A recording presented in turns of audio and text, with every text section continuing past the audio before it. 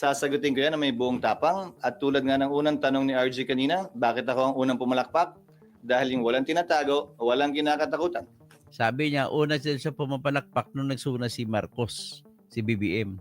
Kasi wala daw siya tinatago.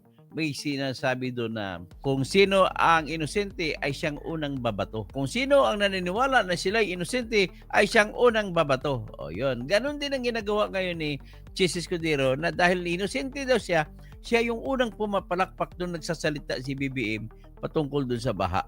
So anong gusto niyo sabihin sa amin? Wala kaming karapatan baguhin yung sinasubmit na panukalang budget ng DBM. Ba't pa kami maghihiring? Na illegal magbago ng budget? I don't think so. Ang illegal ay pork barrel. Ang pork barrel po ay ganito. Gumawa sila ng batas at naglagay kung magkano na pundo. Sabihin nila 100 billion. Walang nakalagay kung para saan. Yan ang pork barrel.